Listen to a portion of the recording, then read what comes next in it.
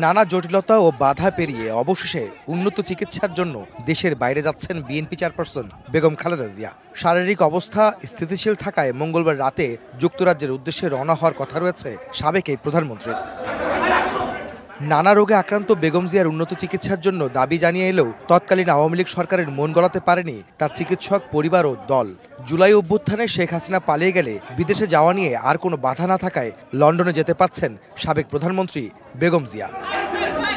সোমবার গুলশানে সংবাদ সম্মেলনে বিএনপি নেত্রীর লন্ডন যাত্রা নিয়ে বিস্তারিত তথ্য তুলে ধরেন তার ব্যক্তিগত চিকিৎসক AZM জাহিদ হোসেন।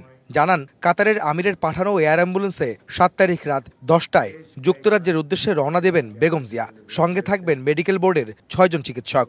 ৭ই জানুয়ারি ইনশাল্লাহ রাত ১০টায় কাতার আমিরাতসে এর আমিরের স্পেশাল এয়ার অ্যাম্বুলেন্সে উনি যাবেন। এয়ার অ্যাম্বুলেন্সের যে চিকিৎসা দেওয়ার জন্য কাতার আমির রয়্যাল এয়ার অ্যাম্বুলেন্স যেটা, ওটার ৪ জন চিকিৎসক এবং তাদের চিকিৎসকদের সহকারী, অর্থাৎ এটি বলে প্যারামেডিক্স, ওনারা থাকবেন। লন্ডনে হিথ্রো বিমানবন্দরে বিএনপি নেত্রীকে রিসিভ করবেন তার বড় ছেলে দলের ভারপ্রাপ্ত চেয়ারম্যান তারেক রহমান। ৮ বছর পর দেখা হবে মা ছেলের। এরপর ভর্তি হবেন যুক্তরাজ্যের লন্ডন ক্লিনিকে। জাহিদ হোসেন জানান, বিএনপি নেত্রীর লিভার ট্রান্সপ্লান্টের বিষয়ে সিদ্ধান্ত নেবেন সেখানকার চিকিৎসকরাই। এর ওপরই নির্ভর করবে চিকিৎসার জন্য পরবর্তীতে যুক্তরাষ্ট্রে তিনি যেতে পারবেন কিনা। লন্ডন ক্লিনিক বলে একটা অনেক পুরনো হসপিটাল আছে এবং সেই হসপিটালে, এটাও NHS এর অধীনে এটা হসপিটাল, ওখানে ওনাকে ভর্তি করা হবে।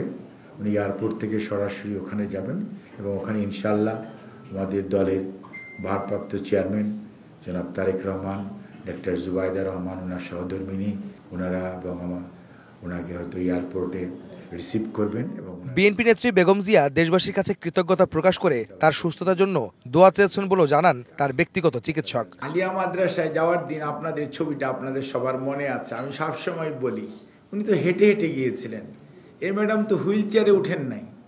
কিন্তু আপনারা 2020-এর 25শে মার্চ যখন ওনাকে BSMMU থেকে ছাড়া হয়েছে, তখন খেয়াল আছে আপনাদের, হুইল চেয়ারে আমাদের মানে ম্যাডাম সাবেক 3বারের প্রধানমন্ত্রী হেঁটে গেলেন, হুইল চেয়ারে আসলেন। মাত্র 2 বছরের ডিফারেন্স, 2 বছরের ডিফারেন্স।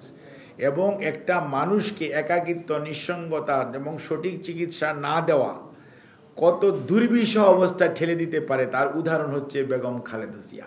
লিভার সিরোসিস সহ নানা রোগে ভুগছেন বেগম খালেদা জিয়া। 2018 সালে দুর্নীতির মামলায় কারাবন্দী হওয়ার পর 2020 সালের 25শে মার্চ জামিনে মুক্ত হলেও 5 আগস্ট পর্যন্ত এক প্রকার গৃহবন্দী ছিলেন সাবেক প্রধানমন্ত্রী বেগম খালেদা জিয়া। আহমেদ সালেহীন, সময় সংবাদ, ঢাকা।